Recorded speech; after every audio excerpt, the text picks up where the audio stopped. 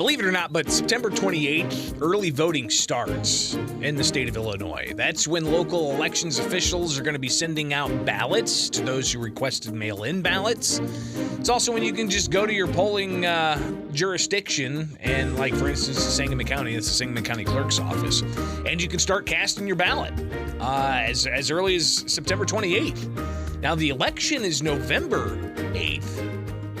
So that's when, if you want to do it in person day of, you can go and do that. But, of course, elections top of mind, especially even with last week, the President of the United States seeming to say that those who question election outcomes are a threat to democracy, even labeling them MAGA Republicans.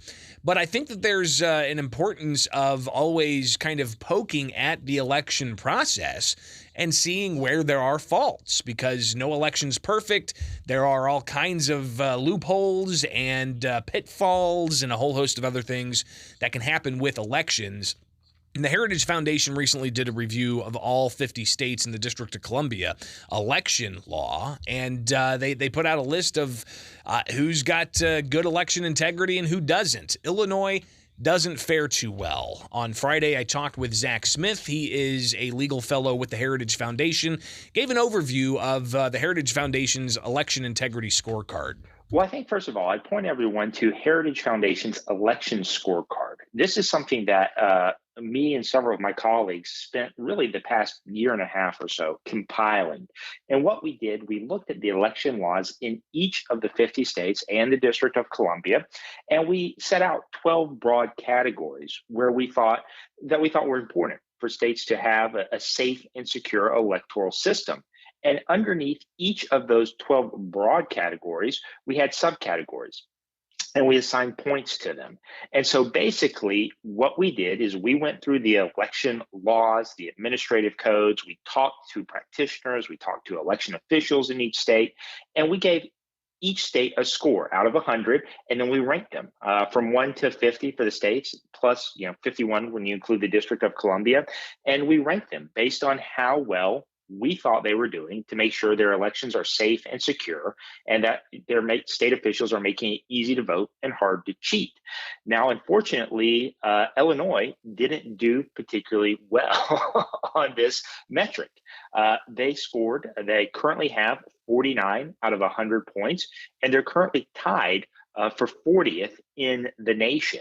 And so there would be a lot of room for Illinois to improve if they want to make sure that their electoral system there has integrity and that it's safe, secure, and while at the same time making it easy to vote for every eligible voter. So something else that was revealed on Friday was the county of Madison County, down in the Metro East area. NBC5 St. Louis reports that there's a criminal investigation underway there, as an election judge noticed 39 mail-in ballots for the June primary election had similar handwriting. So you've got that issue there of even for the primary that just happened, still some question as to the mail-in balloting. Is that the best way to go about this? And here's again Zack Smith with the Heritage Foundation. He didn't have information about that particular issue, but in general, mail-in voting, he says, is a significant problem. Well, I think it's a big problem. Now, I obviously haven't seen that story that you're referring to. But absentee ballots, they're one of the areas that are most rife with fraud. And, unfortunately, many on the left have kind of pushed this narrative that voter fraud doesn't really exist, that, it's just kind of fear mongering by those who are, pushing for, strict overview of absentee ballots. But that's just not true. Another database that we maintain at the Heritage Foundation is the election fraud database, because we heard this kind of trope over and over again that election fraud doesn't exist, that's virtually non-existent.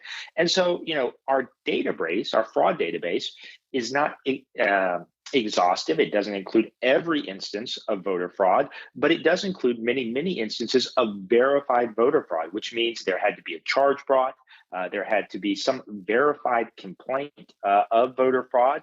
And I'd encourage you and all of your listeners to go look at it.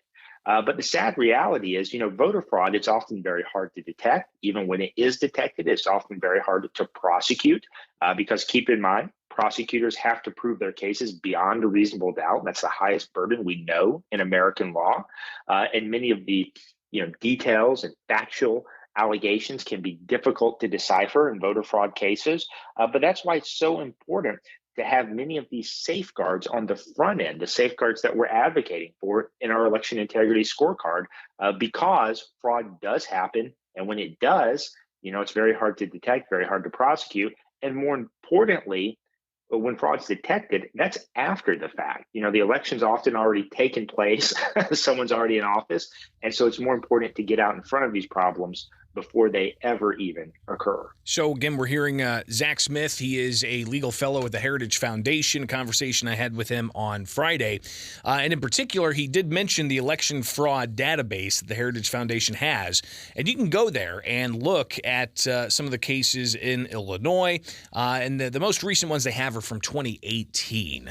He said it's not exhaustive, but you can still kind of see some of the things that are brought up: ineligible voting, ballot petition fraud, fraudulent use of absentee ballots, some criminal convictions in some of those cases.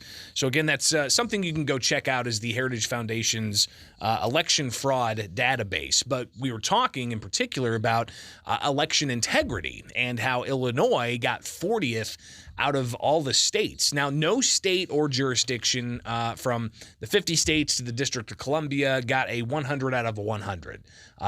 Illinois, I think, got like 49 points out of 100. So that was enough to make us in the bottom 10 or so of states when it comes to election integrity. And Zach, he talked about some of the factors that went into Illinois' poor rating here when it comes to election integrity. There are two things that really stand out to me: is the voter ID implementation score, which is 3 out of 20 points. Not very well. We obviously think requiring photo ID in order to vote is very important. It helps, it's an easy step. It's widely popular with voters. And look, if you look at one of our categories underneath our broad voter ID implementation category, we say, if the state if the state requires photo ID, do they provide a free ID to individuals so that they can go vote? So we basically say, look, we think states should give free ID to individuals so they can vote if they don't have one. But that's obviously a big area, an easy area for improvement. A couple of other areas that stand out is Illinois doesn't have very robust restrictions against vote harvesting and vote trafficking. They don't have very good procedures in place to make sure that everyone who votes is, in fact, a citizen. And then there are also several other problematic practices in place in Illinois, in terms of Illinois allows same-day voter registration, and they also allow automatic voter registration, which, when you combine that with Illinois' lax voter maintenance roll procedures, can make it much, much easier for ineligible voters to slip through the cracks and be able to cast a ballot. So again, Zack Smith, Heritage Foundation legal fellow, talked with him on Friday, sharing some of that conversation here with you this morning about Illinois' voter integrity score. And you can find more, of course, with the Heritage Foundation. But in the conversation I had with him, I asked about, what about the critics out there who are going to see, hey, the Heritage Foundation's leans a certain way, and they're just trying to sow seeds of distrust in elections and so on. And he addressed that with the conversation I had with him on Friday. Well, I would say go read the scorecard, go read the methodology, go read our explanations. Again, our goal is, and really the goal of everyone should be, to make it easy to vote and hard to cheat. And so there's certain, measures that we recommend. For instance, the voter ID. You commonly hear that complaint about voter ID. Well, it's a restrictive measure designed to suppress the vote. That couldn't be further from the truth. It's a common sense measure that helps make sure that our elections are safe and secure.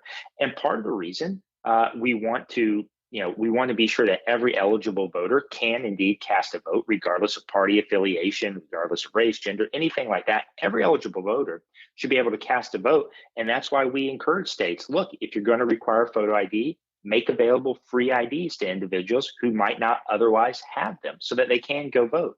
And so I think, if those concerns are out there, I would encourage folks, just go read our methodology, go read our scoring, And I think that should make clear to everyone that these will, in fact, not make it harder to vote, but are common sense measures designed to protect the integrity, the security of our elections. So again, that was Zack Smith, a legal fellow with the Heritage Foundation, and you can find more of their ranking of states. And you can see that like Arkansas got 6th, Missouri got 4th overall. Wisconsin got 9th, South Carolina got 5th, Georgia ranked 2nd, Texas 8th, let's see here, Florida 6th. So you're seeing some of the rankings there. But again, Illinois 40th, California landed at 49th, New York 43rd. But Illinois, again, right there at 40th overall. All right, it is Springfield's Morning News. I'm Greg Bishop on 92.7 WMAY, Springfield's News and Talk. You can always get a hold of me, bishoponair@gmail.com, or you can find me on Twitter, Facebook, Instagram, YouTube. Just search Bishop on Air, and we can connect that way.